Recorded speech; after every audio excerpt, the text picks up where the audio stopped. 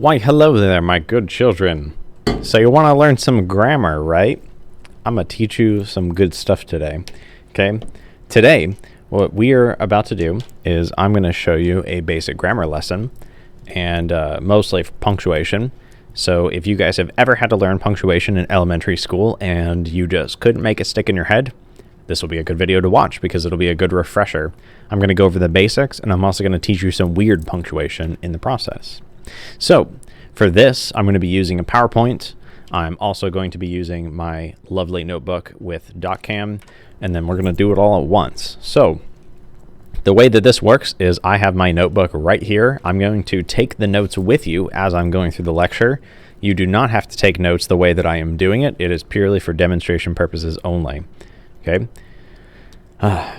Keep in mind that this video may be a little bit detailed and or silly and or weird, and I'm not going to have a lot of time to edit it. So if there's something that you did not understand, you can always take a look at the notes down below, which I will post on this Sway page, or you can email me a question. Obviously, I'm available through email, Remind, or the Classroom Instagram, if you know what that is.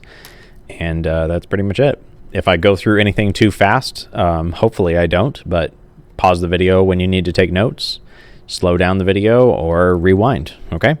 So today, I'm going to take this from the angle that you have not set up your notebook yet, because some of my students didn't have the opportunity today. So this is going to be the first page of our notebooks, all right? These are spiral bound notebooks with a spine on the side. What I normally do is I put my name on here just to make sure that I have possession of this notebook. This is going to look like that. Okay, you don't have to do that, but I'm just doing it for demonstration purposes, all right? What else we did today in my class is on the next page, we wrote table of contents. So I'm going to do that with my regular pen. Table of contents. Table of contents. And then I personally, for me, I have a thick notebook, so I added 1 or 2 buffer pages. Doesn't really matter, right? You just want some kind of buffer because those pages are going to be table of contents. And for me, normally, I would not put my page number up there. I would normally put it in the bottom right-hand corner, but I think you get the idea, okay? Now, before we continue, there are a lot of kids that always ask me, Demony, should I be writing on both sides of the piece of paper? Well, I mean, take a look at this. You can see that the Sharpie that I used bled through on the other side. And sometimes these pens, as much as I love them, they will bleed through inexpensive notebooks. So really, it's completely up to you as far as what you want to do. If you're writing in pencil, I mean, this notebook is yours, broski, so go for it. You do you, fam. I'm not going to judge. Okay, so for my purposes, I'm going to do everything on a fresh sheet of paper. That's just me. All right. So today, okay, we are doing grammar and punctuation notes. So if you guys take a look, this is my PowerPoint. We're going to go over the basics. Just so you guys are aware, if this is your first time watching one of my PowerPoint presentations or whatever, I tend to be a little verbose. Verbose means that I use a lot of words, and sometimes I over-explain things. So hopefully that helps you, and if it doesn't, if I'm going too fast or whatever it may be, then slow down the video, okay? But we're going to go ahead and get started. So what are we doing today? My daily objective, as you can see right down there, is we are going to talk about punctuation in particular. Why do we need to do this? We want to do this because you guys want to have punctuation tools in your arsenal so you guys can use them. Okay, so right here, because I know that this section is called Grammar and Punctuation, I'm going to go ahead and title my notebook page Grammar and Punctuation. Now that means if we were filling out the table of contents, I'd go back and fill out that too, but for time's sake, I think you get the point, okay? All right, so again, you need these for your arsenal. Please remember, you do not have to write your notes this way. I am just doing it for demonstration purposes, and I always encourage kids to take notes in a way that they understand them. So take notes in your own language with your own shorthand, things like that. Some teachers will teach you their own shorthand, like, oh yeah, for me, I'm going to write P-U-N-C-T because I know what that is. Not everyone knows that, so you take notes in a way that makes you comfortable. This is your notebook, after all. And if a teacher ever forces you to take notes any other way, well, you know, I guess but I want you to do it in a way you're comfortable. The only time I'll ever ask you to write down something word for word is when I tell you write it down word for word, like this is really important, or I'll say write it verbatim. Verbatim means word for word. Otherwise, you should do it in a way you understand it. Okay? All right. This is not necessarily something you need to write down, but just for your information, if you ever look at another language like Spanish, you will notice that there are all these little marks that can appear on letters. These are called diacritical marks, or also called accent marks. These are what people use to make words sound a different way. Okay? In the English language, we pretty much only use like one of them most of the time, and that's our first punctuation mark, which is called an apostrophe. So one more time, diacritical marks are little accents, they're symbols, whatever you want to say. They're modifications to a letter to make the letter or sound different. Okay? In English, we only use one of them for the most part. It's called an apostrophe. Now, for note-taking purposes, just so you guys are aware, I am going to have a new section right here, and I'm going to write apostrophe. Just so you know, with all of my notes, I can do my notes in different ways and all that, but I'm going to explain the PowerPoint slide first, write down my notes, then usually give you time to write. That's usually how I do it in class. Most of the time when I take notes as well, I either put a dash here and I keep writing a definition, or I'll arrow down and do a definition that way. Doesn't really matter. I'll just do it multiple ways, okay? An apostrophe also, just so you know, looks like that, as you can see on the slide. Looks like one of those little marks, and it's above normally lowercase areas. Okay, so an apostrophe, it has 3 different uses. So you're going to need 3 different definitions for this to work, okay? For my organization system, I am just going to draw a little arrow down and just do this, put a number 1, okay? You don't have to do that. That's just what I want to do, all right? Here's the first use of an apostrophe. The first type you're going to see is when you use an apostrophe for possession, meaning like you want to show who owns something. Like, for example, this is Demony's coffee. Or those are Demony's books. This is Demony's classroom. These are Demony's notes. See what I mean? So I'm going to write down this, a mark / symbol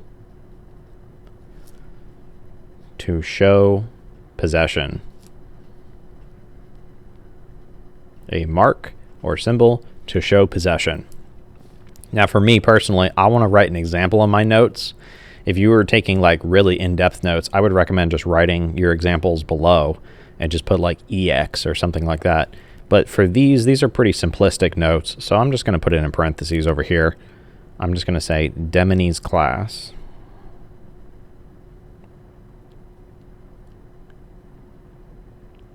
Pardon the rough handwriting. And you could even do something like that. It doesn't really matter. EX, Demony's class, right? It looks pretty straightforward for the most part. Looks just like that. Okay, so that is to show possession. Now, the example that I used in class today with my kids was like, okay, this is Kyle's room. That is Kyle's Monster Energy drink. That is Kyle's hole in the drywall where he punched the wall. You're showing possession, all right? That's pretty much all there is to it. In case you need to see the PowerPoint slide, here it is.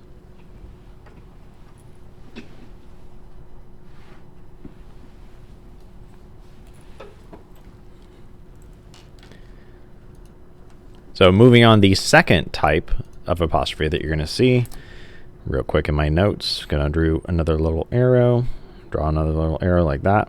Bam. Okay. The next kind of apostrophe you're going to see is when you mark omission in other words, or letters.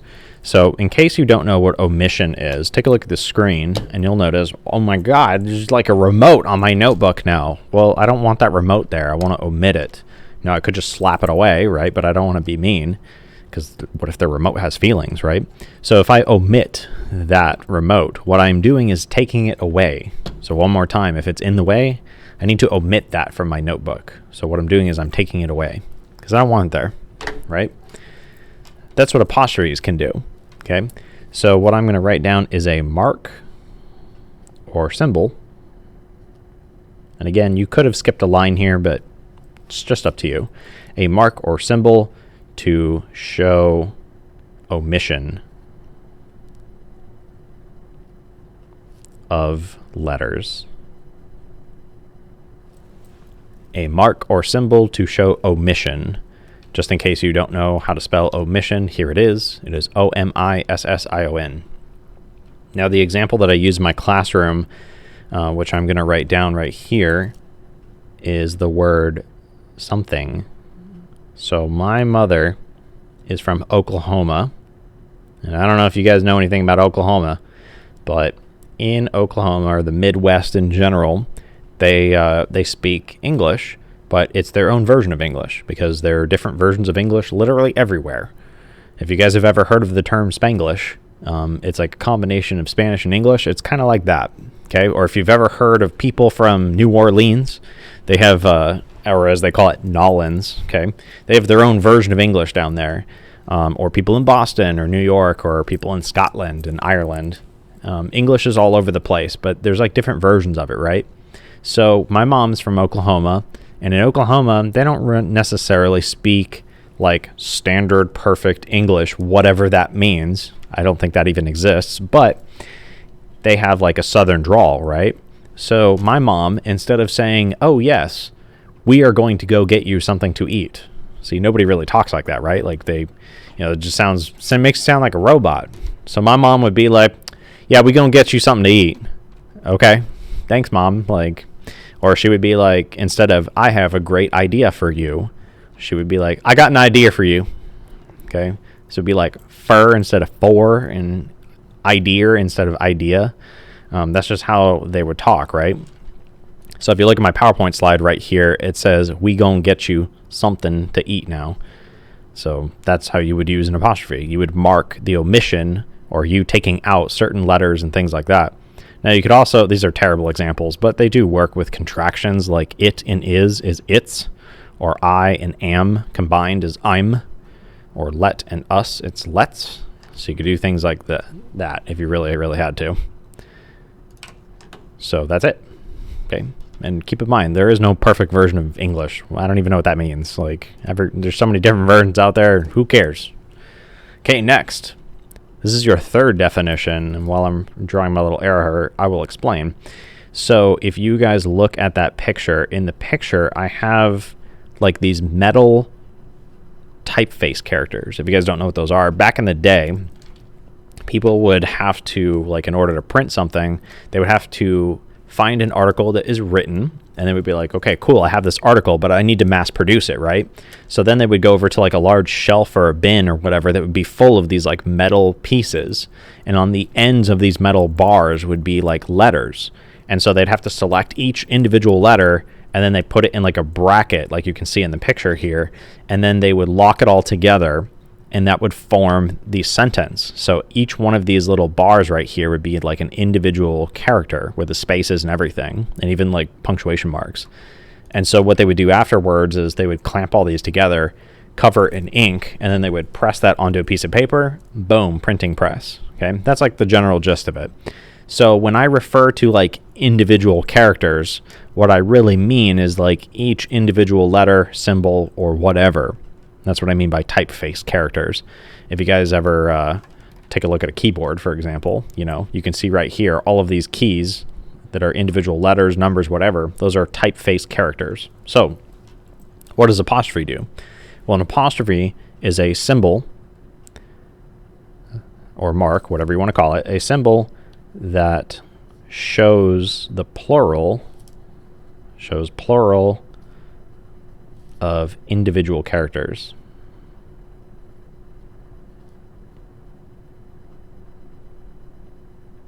Now I'm going to write an example below, okay? Just put in my parentheses. An example would be like this. If you ever had somebody who was like, "Hey man, I need you to take care of the A's, the B's, and the C's," right? Well, the A's, the B's, and the C's would be like A apostrophe S, B apostrophe S, C apostrophe S. So it would be the A's, the B's, and the C's. You guys can see in my PowerPoint slide too, I also have the example of the 1s, the 2s, and the 3s. That all works just like that. So you'd have to write it with an apostrophe S. So what you are doing is you are turning this character, A, into a plural by putting apostrophe S to it. Okay? All right, to review really quickly, an apostrophe. What does an apostrophe do? Well, the first thing it can do is that it can show possession of something, like this is Demony's pen. Okay, it'd be Demony, apostrophe S, pen. Number two, an apostrophe can indicate omission of letters. So like if you had to take letters out to make a sound or to make a word a certain way to like demonstrate an accent, something like that, that's what you do. Third thing it can do is it shows you the plural version of individual characters. That's what an apostrophe does, for the most part. Okay? Moving on to the next thing. Just so you know, in my notes, you can do this however you want. I'm going to, personally for me, I like to make my notes nice and condensed. And then when I was in class, I was like skipping lines like crazy. It doesn't really matter. But the next thing we're going to talk about are parentheses. Keep in mind, we're also going to talk about brackets, sorry. Keep in mind that if I am moving too fast for you, you can always pause the video. That is your right to do so. Okay? Brackets and parentheses. If you guys are studying other languages, or you are really, really good at programming or math, then you have seen all of the examples that are over there on the screen right now. I'll go ahead and show you.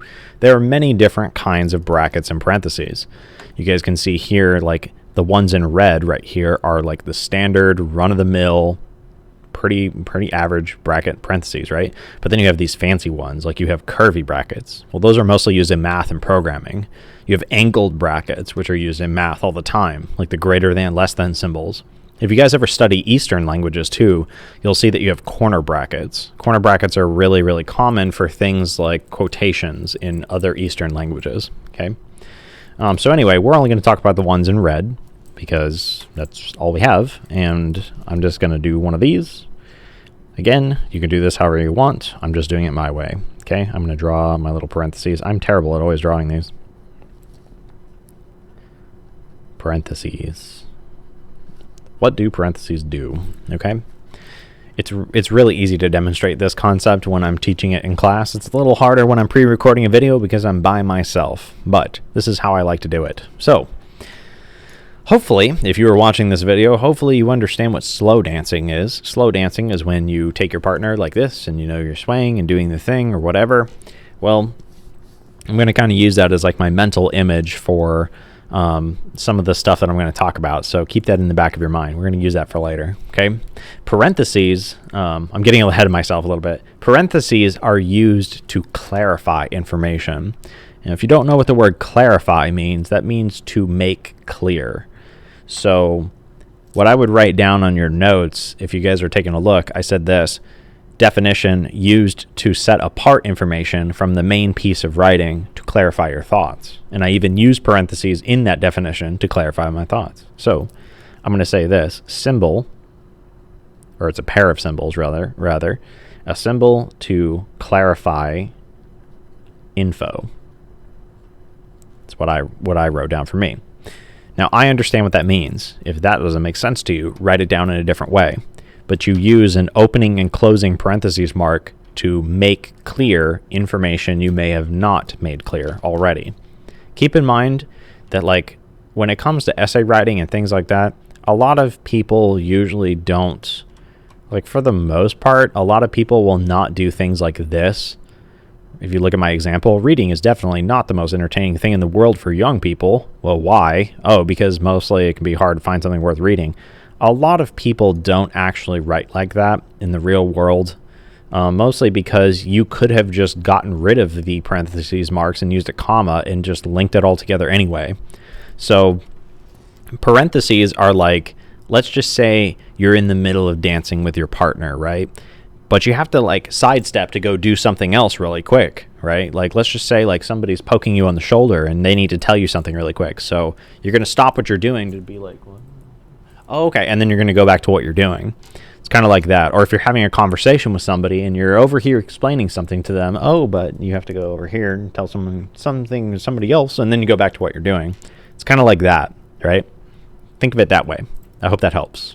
If it doesn't, I'm sorry. I just made it confusing. So you use this to clarify information, right? Now, when you're writing an essay, you guys have probably seen this before, but if you ever have a teacher that gives you a quote that you have to put in your essay, well, you have to tell the reader where you got the quote from, right? So you'd put in parentheses, oh yeah, this is from this author on this page. So like I'm giving you an example, quote, quote, quote. Who is that by? It's by Bradbury. What page? Page 24. You guys have probably seen that before, right? If you didn't know this, like, yeah, that's good. That's called a parenthetical citation or an in-text citation. You guys have probably had to do that before. There's a different way to do it if you didn't know. This is a college level writing technique that they will teach you in like English 101 or senior level college rather, if you guys are taking a good course in high school. But there's a way to get around that also works, and I will show it to you. So take a look at my screen here. I'm going to demonstrate. So what I just showed you was this. Words, words, words. That's a quote by Shakespeare. What page did Shakespeare say this on? I don't know. He said it on page 39, right? So that's what a classic parenthetical citation would look like. Now there's a way to get around this. If you guys include the author information in your sentence, you can bypass that rule. So I'm going to set up a quote right now and demonstrate for you. Keep in mind that, you know, this is kind of like a game of chess. You really have to like set up the whole thing for it to work first. But if you do, it'll sound a lot better. So take a look at this, okay? What I'm going to say right here is Bradbury is an author who wrote the short story called There Will Come Soft Rains, which is about a robotic house in a dying world. In a dying world. In the story, Bradbury mentions to the reader that quote, quote, quote happens, which tells the audience that, and then you'd really want to like explain whatever it is that you're explaining here, okay? Now, this is like the cheap way to do it. You'd want to say like in the story towards the end or something like that on page blah, blah, blah. It wouldn't really matter. What I'm doing here is I'm mentioning the author and the quoted information right here. So in red, I basically did what you would do in a in-text citation. I hope that makes sense. All of the stuff that is right here in green is technically my words. Everything else is going to be my in-text citation. Now, what I just did right there was I wove my words around the quote. And that's what you want to do. That's what good writers do. They naturally integrate this stuff into their writing. So if you look at my example there, everything in green is from me, and the stuff in red is from the text. So if you follow that kind of rule, if you understand where I'm going with that, you can avoid having to use parentheses to clarify in-text citations. Now, it doesn't work 100% of the time, but hopefully you get the idea. Okay? So what do parentheses do? They clarify information. And keep in mind, if you're going to open with one, you have to close it. And by the way, in case any of you are wondering, can I have parentheses inside other parentheses? Yes, you can, as long as you close them out. Just like quote marks. We'll talk about that later. Okay? The next order of business, if you guys are watching, are brackets. Brackets are going to be these square marks. Going to look just like this. Okay? Brackets. Wonderful. If you guys ever had a teacher tell you that you have to keep a quote exactly as it is, like you can't change a quote, oh my God, if you change a quote, you're going to break the rules, right? If you ever had a teacher tell you that, you probably have. Technically, they're right, but technically they're wrong. You actually can change a quote. You just have to use brackets, okay? So let me explain. Remember my dancing example? Like, let's just say that you and your partner are dancing, right?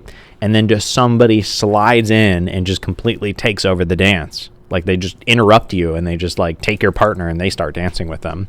Or you can imagine it like this, where you are having a lovely conversation with your hand or friend. You know, sometimes your hand is your friend, and you're just like, hey man, what's up? And they're like, yeah, nothing. And right. And you're just having a conversation, right? And then out of nowhere, somebody is just like, wow, I really like that too.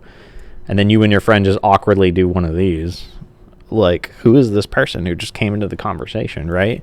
If you've ever had a situation like that, some people call it third wheeling, whatever, interruptions. That's called interjecting. Like, if that's somebody interjecting themselves into the situation, they're interrupting and throwing in their own opinion, right? That's what brackets do. So take a look at this. It is a symbol to change or interject, to change or interject text. So what do I mean by that? Okay, if you take a look here at my PowerPoint screen, let's read this sentence on the right without the brackets. So it reads like this. The sign in the hallway was bright red and made people halt in the hallway. Okay. Now, a reader who's reading that, they may not know what kind of sign it was, right? So what you could do is change this to include the word stop. So that means it's the stop sign in the hallway was bright red, right? Now, let's just say I'm quoting something out of a text. So right here, I have, quote, Demony shook hands with Alex. Well, you may not know who Alex is. So if you were writing about this, you'd want to change it and add in these extra words. So it'd be Demony shook hands with his student, Alex. That's what you use brackets for, to modify or add in something to a quote. Now, if you guys are wondering, like in the real world, what would that look like? You see that a lot in interviews. Like if a person is referencing somebody else in an interview and you're just seeing like a little snippet of it, instead of being like, oh yeah, he said this. Well, instead of saying he said or she said, they would actually put brackets around he and change it to like a person's name. So then that way you know who is being referenced or who is talking about what. So this is used in the real world, mostly in journalism, things like that. You just have to pay attention to what's being changed. Now, some kids also might ask, but hey, so you're telling me that I'm allowed to change quotes. How much am I allowed to change? It really depends. I mean, like, you're really only supposed to use this for like small words like to, they, she, he, you know, things like that to clarify. You really should not be changing quotes, because if you change the original meaning of a quote, it's no longer a quote, and then you're kind of paraphrasing, but you're paraphrasing wrong. Like, so it's kind of a gray area, and real writers have to use their best judgment just to figure out what works and what doesn't work. You know, you're going to be like skirting the lines of plagiarism here, so you don't want to do that. Okay, so just keep in mind, you want to be careful. Moving on, a colon. Okay, in my notebook, I'm going to skip a couple lines here, and I'm going to say a colon. A colon has two different purposes. Okay, they're really, really easy. The first thing that a colon does, looks like two dots, by the way. The first thing a colon does is it is to be used to make a list. So it's a symbol to indicate or show, to show a list, to make a list of things. Some people don't know this, but a list is supposed to be 3 or more things. If you're like, hey, I'm going to the store and I'm buying milk and cheese, well, you would not want a colon there, because that's not a list. A list is supposed to be 3 or more, right? So what I'm going to add here in my notes is symbol to show a list, 3 or more things. Okay? That's what that means. A list is 3 or more things. The activity that I love to play in my classroom is I will literally open up Microsoft Word and I will ask kids, hey everyone, I'm going to the store and I'm going to buy what? And then I have kids list off a million different objects that they would buy at a grocery store. It's really hilarious because we get some goofy things, but here you go. Here's an example. In my PowerPoint slide, you can see that I have apples, oranges, eggs, bacon, ramen, milk, ice cream, and steak. What a really, really, really odd combination, but okay. So that would be, if you guys have seen in my example there, I have a colon after the word buy, and that's showing that I have a list, okay? Now, people cheat on that punctuation mark all the time. People just like use colons and then list two things like vertically on bullet points and stuff. But, you know, technically that's how you're supposed to do it. So it's up to you. You know, you do you, fam. Now, the other thing, this is going to be kind of a more ambiguous example, I guess you could say. But colons are also used to create what is known as a subtitle. If you don't know what a subtitle is, it's like if I have the title of a movie right here, like Avengers. Okay, I would want to put Avengers : Infinity War, or Avengers : Civil War, or Avengers : Endgame, things like that. So colons are also used to make subtitles. So what I'm going to write down right here, symbol to show subtitle. If you spell subtitle right. Symbol to show subtitle. Okay, a subtitle is a smaller title. Now, some of you might be thinking, smaller titles. Some of you might be thinking, like, wait, Demony, I thought subtitles were like the little thing down here that, like, tell you what's being said in the show or whatever. Yeah, those are subtitles because they are smaller things. They're smaller representations of what is, like, actually being said in the show. Also, just so you know, video games and movies do colons like this all the time, like I just said with my Avengers example. If you guys notice on the PowerPoint slide, I have a thing that says, buy the video game Legacy of Kain, Soul Reaver. So just to show you guys, this is a video game series that has been out for quite some time. And if you ever write out the title of this video game series, you have to write it a certain way. On the box art, they didn't put a colon in there because they thought it would look weird. But this is a really, really old video game called Legacy of Kain. This particular video game is the third game in this series, technically. So if you were to write this down, you would have to say the Legacy of Kain, Soul Reaver. So it's known as the Legacy of Kain series, right?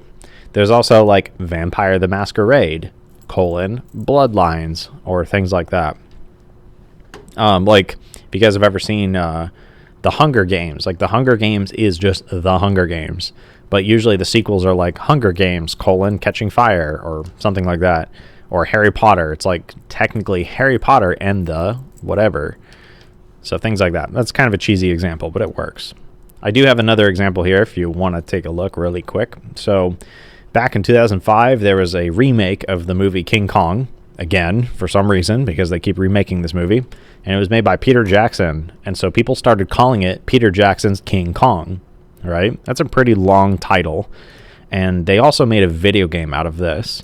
And they didn't know what to call the video game, so they gave it a really dumb title. And it was Peter Jackson's King Kong, the official game of the movie. That's kind of a silly title. Technically, the way they should have wrote that was Peter Jackson's King Kong, the official game of the movie, or just the video game. But instead, they renamed it to all one sentence, Peter Jackson's King Kong, the official game of the movie. So, there you go. They did not put a subtitle in. They should have. Okay, next, semicolon. A semicolon is going to look like one of these. It looks like a colon with a comma in it. It's only a semicolon. Ho, ho, ho, ho, ho, ho. Okay, looks like one of those. A semicolon is something that you really should get in the habit of using because these are very, very, very good to have in your writing skills. A semicolon is a tool or symbol, whatever you want to call it, symbol that links, L-I-N-K-S. It is a symbol that links two independent sentences together.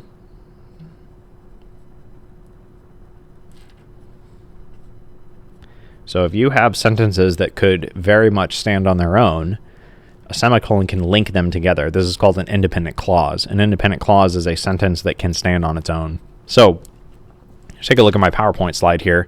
I have an example of number 1, the boy ran down the basketball court. Number 2, sentence number 2, the boy threw the ball at the hoop. Now, if you guys were being all cheesy about this, you could just use a semicolon instead of a period, which makes this.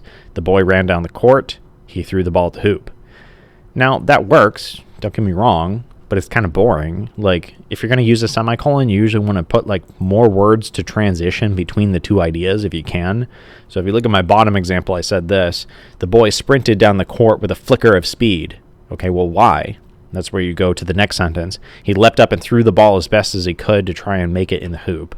See what I mean? You want to use your words to try and transition if you can.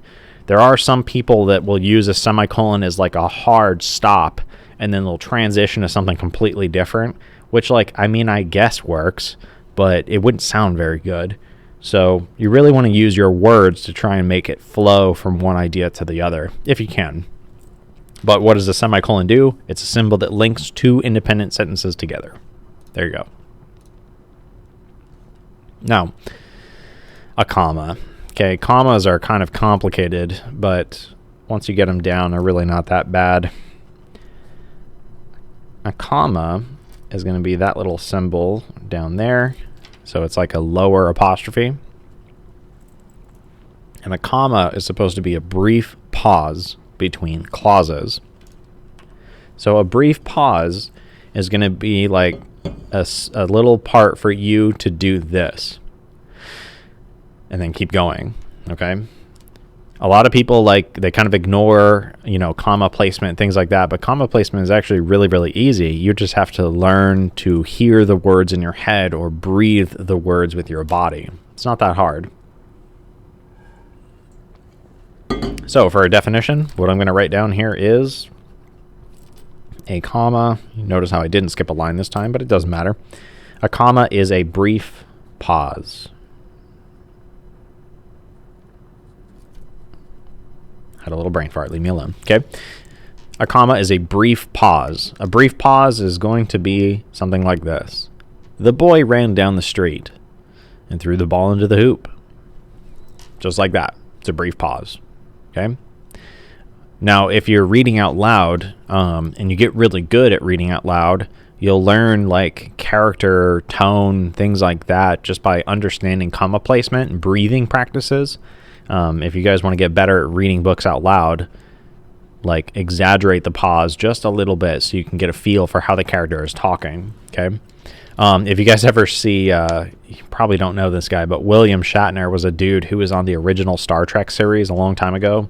And William Shatner would always talk like this because he thought it was dramatic.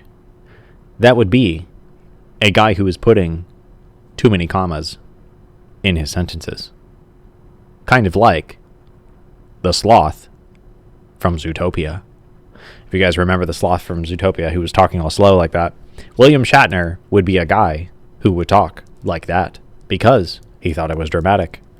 So you gotta, like, feel it out here. Okay, commas can be too many commas can be a bad thing.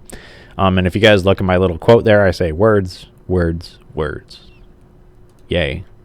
So remember, it's a brief pause. But then you have these things called dashes. I love dashes. I didn't learn, just so you know, I did not learn how to use a dash until I was in English 101 of college. And dashes fundamentally changed my entire writing style. I would heavily encourage you to start using them. Just experiment with them. Make mistakes. You will learn. Okay. So you just learned about semicolons and commas. Now, semicolons can be like little pauses as well. You're going to pause and breathe before you continue on to the next sentence or next thought. Commas are a brief pause, but dashes, man, dashes are special. You're going to want these. I'll write it in my notes real quick. A dash. So take a look at this sentence. I always do this experiment with my kids in the classroom. Take a look right here. You have this sentence. The boy opened the door and saw a dead body. Notice how I just gave like a small pause there for the comma. Well, it'd be the same thing for the semicolon. The boy opened the door and saw a dead body. The difference between these two sentences is that the one with the comma is all together, whereas the one with the semicolon is indicating that this is a completely different idea, and you're just combining them. So that's special. If you try to read this in the most natural way possible, most of my students, when they read this, they just say, the boy opened the door and saw a dead body. You know, like, you kind of skipped over the comma there, but what you really should say is this. The boy opened the door and saw a dead body. Okay. Ooh, creepy, you know. Like if you're like reading this in a horror novel or whatever, are you scared? Like the punctuation doesn't make it seem tense. It doesn't make it seem scary, right? But a dash though. So like let's just say you're reading this horror story, whatever it is, right? And your brain just comes across this monstrosity, like this long line that's here. Most people who have never seen a dash before would be really confused by that. So if they were to read that, and whenever I have students read that, you know, they really like their brain just kind of fizzles for a second and they read it like this. The boy opened the door and saw a dead body. Now, if you're paying attention there, what I did was I had a longer pause in my speech. That's what a dash is. A dash is a dramatic pause. Whereas a comma is a quick little spot for you to be like, a dash is a spot for you to be like that, like you're tense, right? So in my notes, what I'm going to write is a dramatic pause. Dashes are amazing, okay? Take a look at my PowerPoint as well. Just so you guys know, there are two different kinds of dashes. There's an N dash and an M dash. And then there's this little gray line that I have up here. Just so you know, that's the minus key or a hyphen. You do not use that as a dash, even though some people do and they don't know better. A real dash is supposed to be a long line like this. Now, in case you're wondering, like, well, Demony, what do you mean by like a dramatic pause? So if you look at that sentence, the boy opened the door and saw a dead body, that's not really dramatic because it's all one big idea. But a dash like kind of acts like a period and a semicolon and a comma all in one shot. A dash pauses you longer and then it makes whatever comes after it more important. So that means it's like this. The boy opened the door. What did he see? And saw a dead body. Ooh, scary, right? Like that's what a dash does. Okay. Now, fun fact, in case you guys want to get all crazy here, you actually can have multiple dashes in a sentence. So in case you guys were wondering, like, Demony, can I use a semicolon and commas and dashes to make like one really, really long sentence? Why, yes, you can. And I've seen sentences before that are like paragraph length that are one sentence. You just have to know what you're doing. Now, it wouldn't be very good and you'd be breaking a lot of rules, but whatever, you know. If you're writing a book, nobody cares. Break as many rules as you want. It's your book, fam. If you're writing an essay, you usually want to limit it to like one semicolon per paragraph and then commas and dashes as needed. So take a look at this. In Bradbury's short story called There Will Come Soft Rains, he tells the reader about a robotic house that is falling apart while the world is dying. Wow, so sad. Okay. Again, I'm just giving you a quick example here. So, when the house is on fire, the house screams and fights to survive. Dash. But it is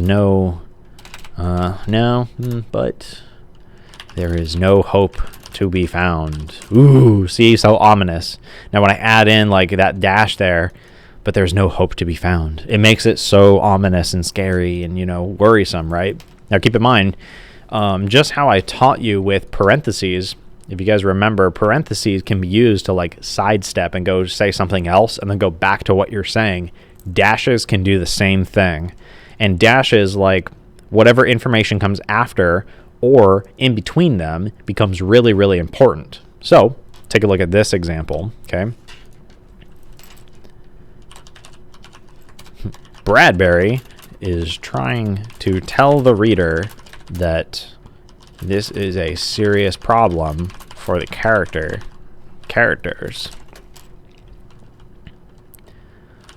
Only the strongest will survive this situation, and the house is just not capable. Which creates a sense of dread for the reader. Now, this is a cheesy example, and in case you guys are confused, you're like, why are you talking about a house and robots and all this other stuff? This is a short story about a house that is robotic, so it is the main character, and the house gets lit on fire at some point. So you'd want to read it like this. Bradbury is trying to tell the reader that this is a serious problem for the characters. Only the strongest will survive this situation, and the house is just not capable, which creates a sense of dread for the reader. Okay, so it's like I'm pausing for a little bit to clarify information, to make it dramatic, things like that. And then I'm going back to what I was originally saying. That's what a dash can do. Dashes are extremely versatile, and I would highly recommend that you use them as much as you can. Try to limit it to like 1 or 2 per sentence, though. Don't go crazy. Don't put dashes everywhere. All right, we're almost through, okay? I'm going to cut this video off short, and I'll see you guys in part 2.